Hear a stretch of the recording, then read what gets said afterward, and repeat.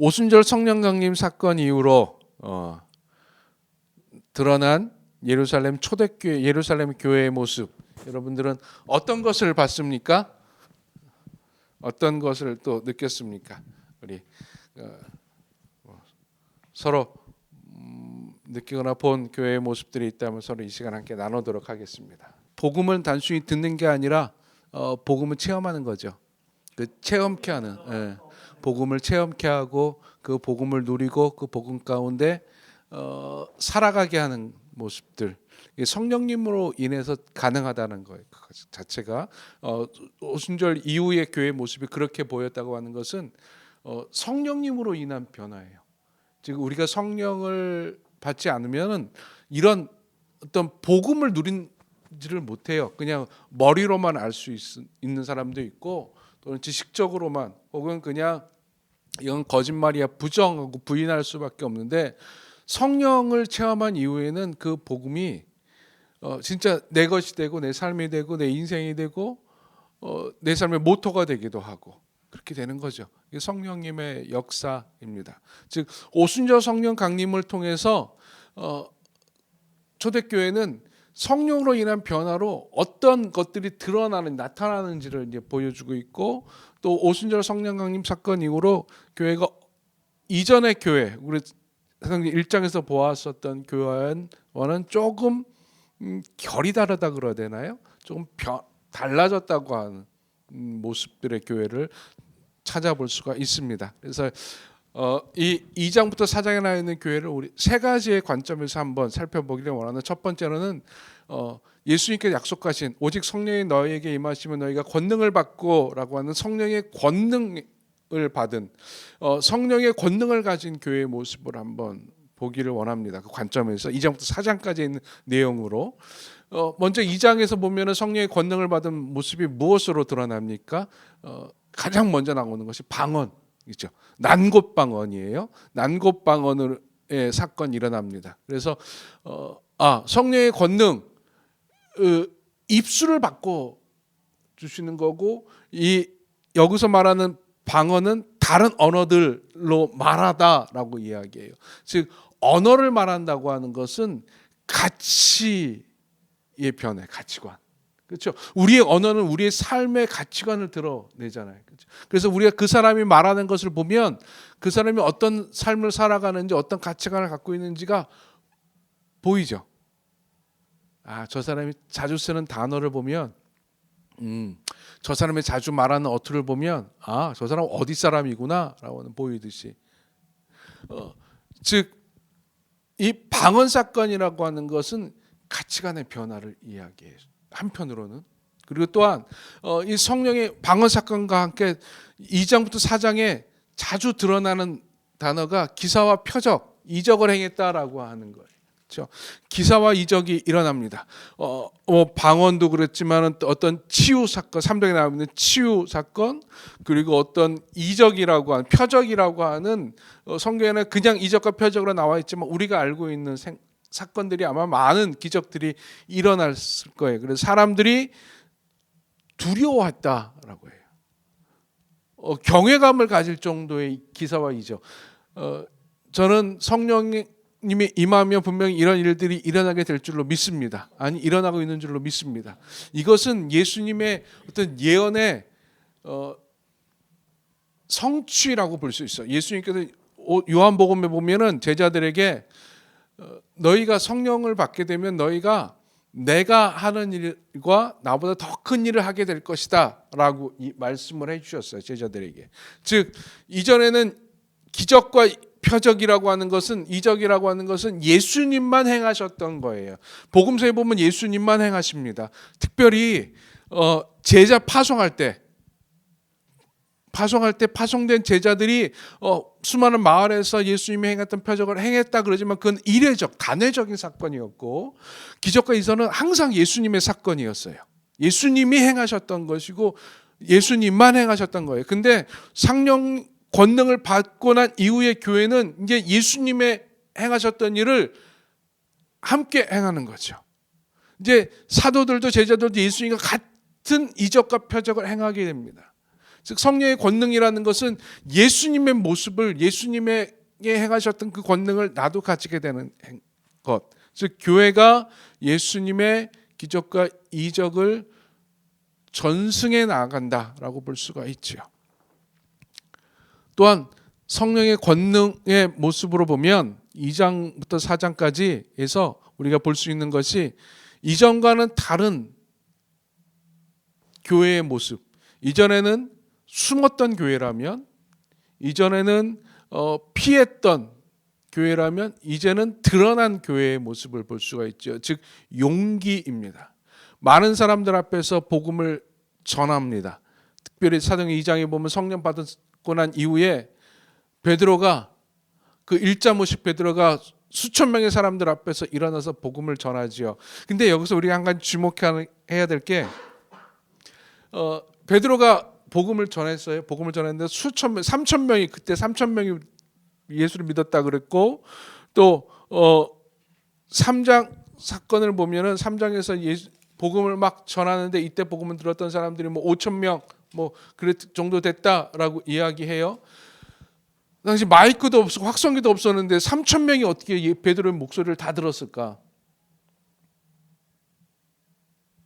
근데 여러분 우리가 느헤미야 8장에 보면 에스라가 수문학 광장에서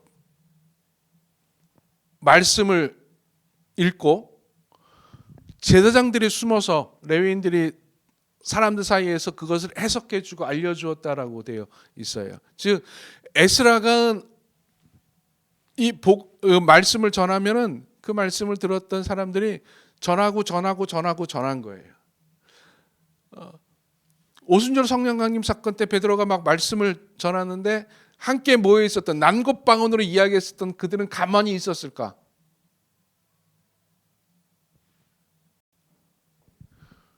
그들이 가서 수문학 광장 예배처럼 베드로의 말을 듣고 전하고 난곳방언으로 전하고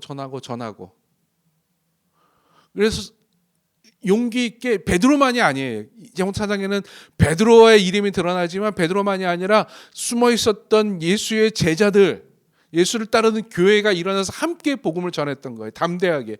그 대표적인 사람이 베드로고 그 베드로는 그 용기를 가지고 많은 사람들 앞에서 복음을 전하고 교회도 용기를 가지고 많은 자들 앞에서 담대히 복음을 전합니다. 주눅들지 않아요. 공회 앞에서도 주눅들지 않고 복음을 전합니다. 그 복음을 전할 때 성령의 권능 네 번째는 바로 지혜지요. 지혜를 갖게 되고 지혜로서 복음을 전합니다.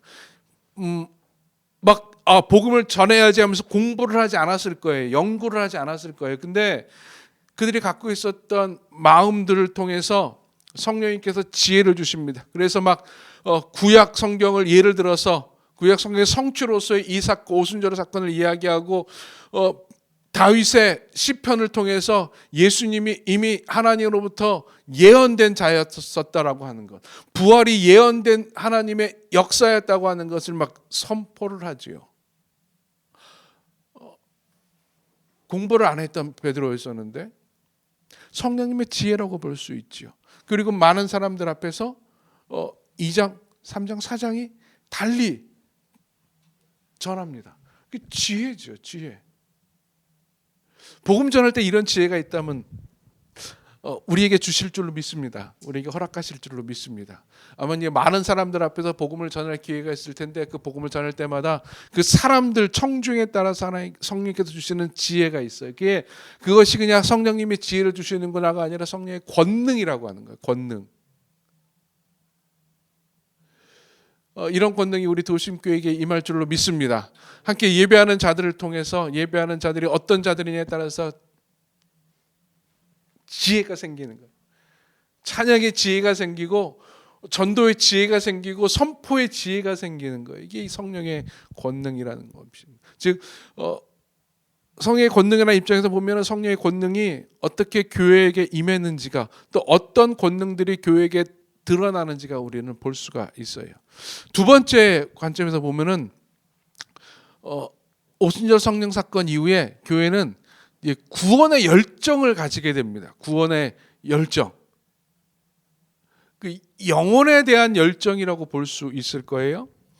첫 번째, 교회가 어떻게 됐습니까? 1장까지는 우리끼리의 교회였어요. 예수님을 따르던 자들, 예수님의 부활을 보고 예수님의 승천을 같이 봤었던 자들이 함께 모였던 우리끼리 교회였어요. 여기서는 예수를 따르던 자들끼리의 교회에서 이제 우리로의 교회로 바뀝니다. 우리로. 즉 예수를 믿는 자들로 바뀌어요.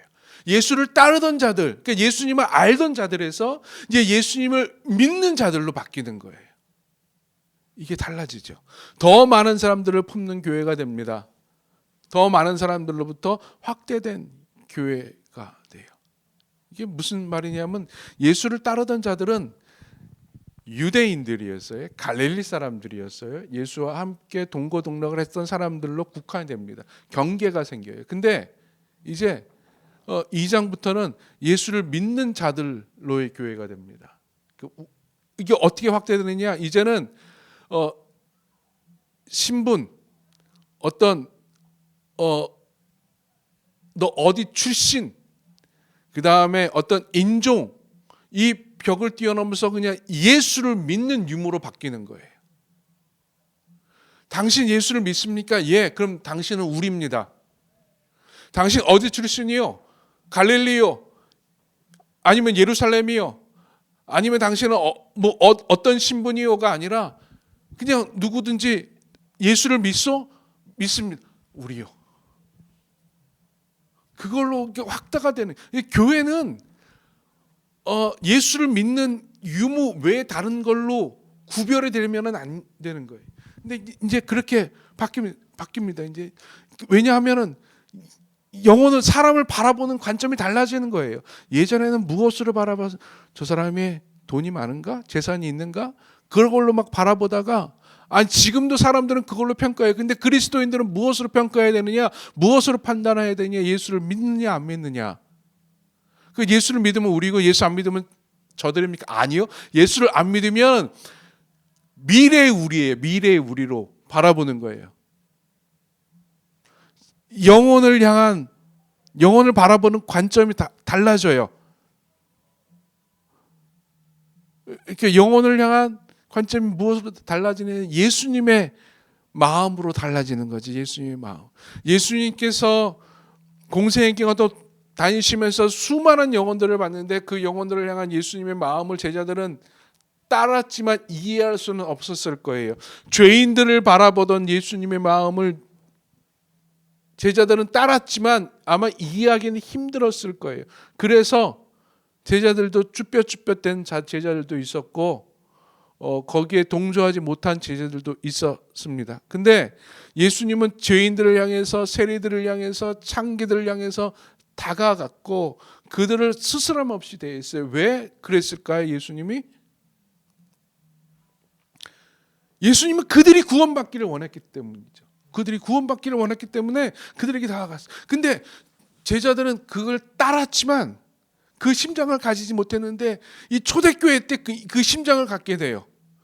그래서 이제 예수님처럼 자신을 조롱하는 무리, 저 사람 술 챘네, 쟤네도 술 챘다라고 손가락질하던 무리, 예수를 십자가에 못 박으시오라고 외쳤던 자들이 있었던 그 무리를 향해서 당신들이 죄인이오라고 외쳤던 것뿐만이 아니라 2장에 보면 당신들 죄인입니다라고 외쳐요. 당신들 예수를 죽인 죄인이요라고 외치지만 거기서 끝나는 것이 아니라 그러나 당신들 예수 믿으면 구원받소라고 이야기합니다. 즉 자신을 조롱하는 무리를 향해서 당신 죄인이라고 정죄하는 마음에서 그치는 것이 아니라 당신들 구원받기 원해요라고 하는 마음으로 바뀌는 거예요. 구원의 열정이죠. 영혼이 이제 구원받아야 될 자로 바뀌는 거예요. 그 영혼이 하나님 앞에서 얼마나 귀한 영혼인지를 깨닫게 되는 거예요. 그래서 막 복음을 전하는 거죠. 3장에 우리 전사님이 봤었던 그 미문에서 구걸했었던 그 장애인, 그전에는 스쳐 지나갔을 거예요. 왜 스쳐 지나갔을까? 그전에는 눈에 보이지 않았어요. 왜 눈에 보이지 않았을까?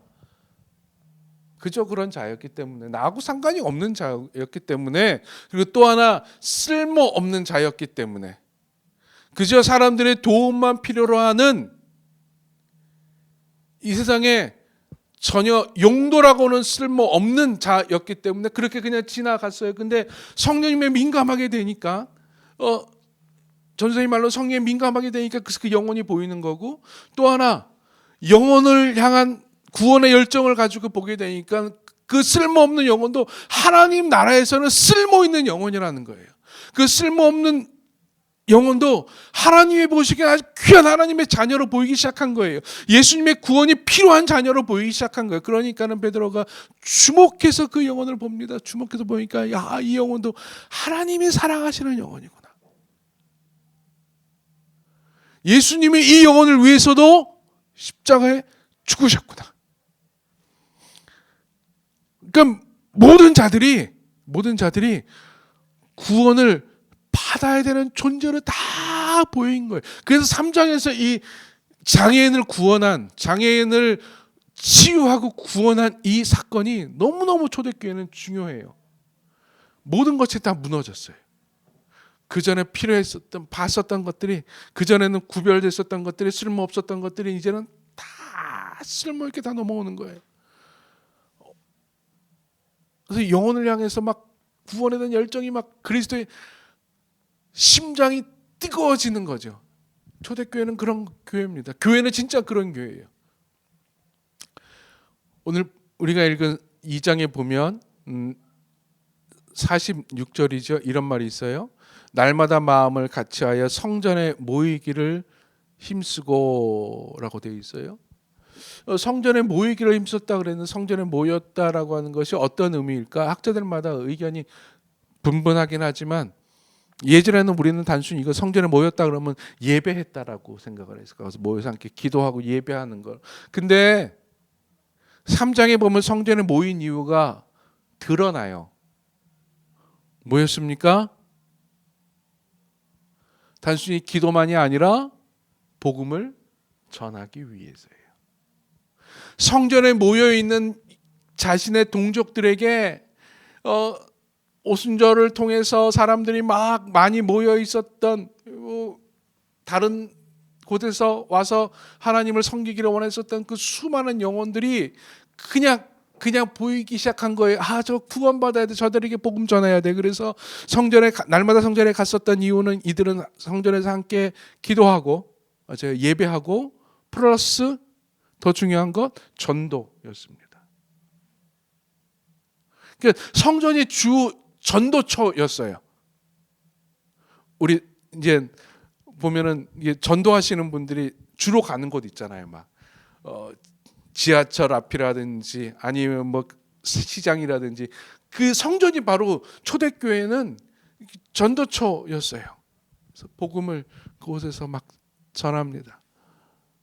부끄럽지 않았고 민망하지도 않았어요. 왜? 열정이 넘쳐났기 때문에.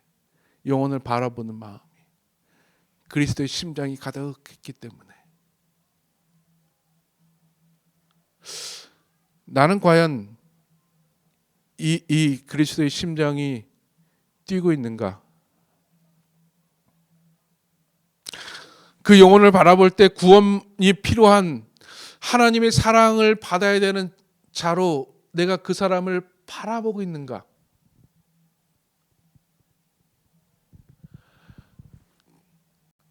우리가 교회가 한 번 더 고민하고 기도해야 될 문제라고 봅니다. 세 번째 관점에서 이제는 성령의 권능의 관점에서 봤었고, 이제는 구원의 열정, 영혼에 대한 관점에서 봤고, 또 하나의 관점은 천국을 만드는 교회의 모습에서 한번 이 교회들을 한번 보기를 원합니다. 어떤 사람이 이제 지옥은 무엇이냐라고 했을 때, 어떤 학자가 이런 평가를 하더라고요. 결핍. 즉 지옥은 하나님 결핍, 하나님 부재가 바로 지옥이다. 그러니까 하나님을 느끼지 못하고 하나님을 경험하지 못하고 하나님이 떨어져 있는 상태, 하나님과 멀리 떨어져 있는 상태. 예수님께서 나사로 비유를 통해서 말씀하셨던 곳, 그 죽은 부자가 갔었던 곳, 죽은 부자가 죽어서 간 그 지옥의 모습은 단순히 불타는 곳이 아니라 하나님이 없는 곳이라고 하는 거예요. 즉 지옥은 하나님 부재, 즉 결핍이 있는 곳이 바로 지옥의 모습이다라고 이야기해요. 그럼 초대교회의 모습은 하나님이 성령님이 임한, 즉 성령 하나님이 임한, 성령 하나님이 강림과 함께하는, 즉 하나님 부재가 아니라 하나님이 함께하는 곳, 이것이 천국이라고 하는, 하나님 나라라고 하는 거예요. 오순절 사건 때 베드로가 복음을 전하니까 사람들이 마음에 찔림을 받고 우리가 어찌할꼬라고 이야기했다라고 성경은 표현하고 있어요. 이것을 이제 천국의 관점에서, 지옥을 천국으로 만드는 교회의 관점에서 보면은 베드로의 설교는 지옥을 알지 못하고, 그러니까 자기가 심지어 지옥에 있는지를 인지하지 못했던 자들에게 당신들 지금 지옥에 있어라고 이야기한 거라는 거예요. 이들은 하나님이 자기와 떨어져 있으면, 자기가 자신의 삶이 지금 하나님 부재의 삶임이 알지 못하는 거예요. 요한복음 1장에서 표현한 듯이 빛이 세상에 왔으나 세상에 그 빛을 알지 못하더라, 인지하지 못하더라라고 했었던 것처럼 그게 지옥인데, 이들은 그걸 알지 못했다가 베드로가 설교를 통해서 당신들이 하나님이 보내신 예수를 죽였다라고 하는 그 말을 통해서, 아, 내가 하나님을 알지 못했구나, 하나님을 떠나 있었구나라고 하는, 즉 이제 자신이 하나님 결핍의 상태를 알지 못했다가 하나님 결핍의 상태를 알게 돼요. 그래서 막 두렵게 된 거예요. 떨기 시작한 거예요. 찔림받기 시작한 거예요. 그래서 우리가 어떻게 하면 되느냐라고 이야기하는 것이죠. 즉 자신들의 삶이 지옥이었음을 인지하게 돼요. 인식하게 돼요. 그래서 여러분, 복음을 듣게 되면 사람들의 반응이 두 가지예요. 찔림의 반응이 두 가지예요. 2장처럼 우리가 어떻게 할까라고 하고 뒤돌아보는 것과, 또 하나는 우리가 이제 나중에 읽겠지만 사도행전 7장에 나와 있는 스데반의 설교를 듣고 사람들의 마음에 찔림을 받고 분노를 일으키게 되는 것처럼 두 가지의 반응이 일어나요. 즉 복음을 듣게 되면 두 가지의 반응이 일어납니다. 그래서 두 가지의 반응 중에서 어떤 하나를 사람들이 선택을 해야 돼요. 분노하는 것은 난 계속 지옥에 있겠다, 부정하는 거예요. 아니야 나 지옥 아니야 라고 부정하는 거고, 2장에 있는 것은 지옥을 깨닫고 나오기를 원하는 거예요. 누가 지옥 같은 삶을 살기를 원하겠습니까? 그것은 나오기를 원하는 거예요. 그래서 인식하게 되면서 우리가 어떻게 할꼬, 그 교회는 그 우리가 어떻게 할꼬, 지옥의 삶을 살고 있는 자들에게 천국으로 가는 길을 안내해 주는 거예요. 회개하고 예수 이름으로 세례받아라. 그럼 너희가 살리라. 예수 믿어라. 예수 믿어라라고 하는 것은 무엇입니까? 예수를 믿고 예수를 주로 고백하고 예수와 함께하는 거죠. 즉 하나님 부재의 삶에서 임마누엘의 삶으로 바뀌는 거예요. 그게 바로 천국이에요. 임마누엘, 나는 지금 천국의 삶을 살고 있는 줄로 믿습니다. 그거예요. 그래서 그걸 인도하는 거예요. 지옥에서 천국으로 인도하는 교회의 모습이 초대교회는 이 2장부터 4장에서는 드러납니다. 지옥의 삶, 결핍을 살고 있었던 그 장애인에게 예수를 이름으로 말미암은 체험의 삶 바뀌는 거죠.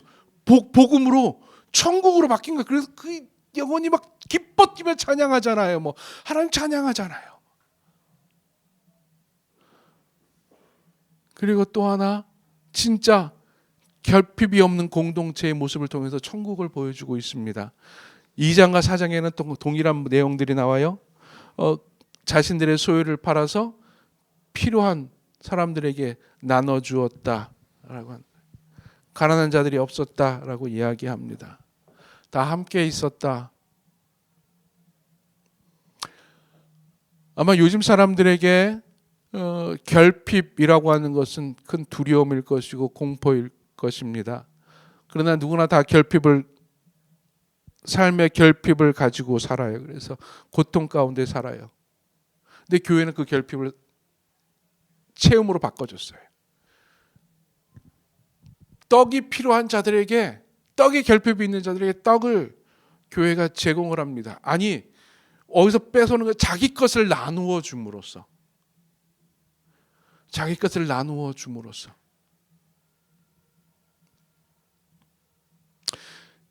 이게 진짜 교회의 모습이 아닐까. 자신의 것을 나눔으로 서로의 필요를 채워주는 천국을 만들어 갑니다.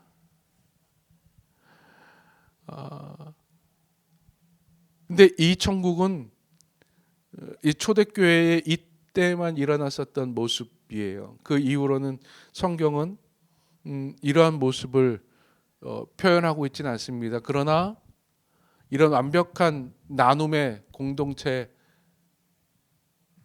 본이 교회에 계속 나타납니다. 그래서 필요를 채워주는 교회로 결핍을 자신의 나눔으로서 채워주는 교회의 모습을 계속 드러내요. 그래서 교회가 가는 곳마다 처음으로 생겨나는 것이 고아원이고 병원이라고 해요. 왜? 병으로 인해서 아파서 삶의 결핍을 느끼고 있는 자들에게 자신의 것을 교회가 스스로 가서 나눠줘요. 교회가 뭐 의사가 많아서 그런 게 아니라 초대교회 때도 아픈 자들을 찾아가서 위로해주고 그들을 이렇게 치료해주고 그들이 간호해 줬었대요. 그래서 병원이 생겨났었다고 하는 거예요. 부모가 없는 고아들이 있어요. 갈 곳 잃은 나그네들이 있어요. 이들을 보살펴 주었대요. 교회가 돈이 많아서가 아니라 자신의 것을 나누면서 이게 천국이죠. 하나님의 나라죠. 우리가 만들어야 될 하나님의 나라인 줄로 믿습니다. 뭐 공의를 세우고 정의를 세우고 막 핏대 높이는 것이 아니라 결핍이 있는 곳에 내가 채울 수 있으면, 내가 나눌 수 있으면 가서 나눠주는 거예요. 필요를 채워주는 거예요. 하나님이 우리의 필요를 채워주셨듯이 결핍이 있는 자들에게 우리가 우리의 것을 가서 나누어줘서 하나님의 나라를 만들어가는 거지. 이게 하나님의 나라입니다. 모든 이에게 그리스도의 복음을 전하는 구원의 열정을 가지고 모든 곳에 하나님의 나라를 만들어 나아가는 천국을 세워가는 교회, 이게 초대교회의 모습입니다. 성령님으로 인해서, 이거 한마디로 표현하면 전사님이 얘기했듯이 성령의 민감한 모습일 것이고, 또 김대강 전사님이 얘기했듯이 복음을 살아가는 모습일 거예요. 복음을 누리는, 복음을 체험하는 모습일 거예요. 저는 그것을 좀 이렇게 나누어서 이야기했었던 거고, 우린 동일한 교회를 보고 있었고 동일한 성령님을 체험하고 성령님의 은혜를 경험하고 있는 줄로 믿습니다. 그런 교회로 살아갑시다. 그런 도심교회가 됩시다. 그런 교회로 살아가기를 원합니다. 복음이 전해질 때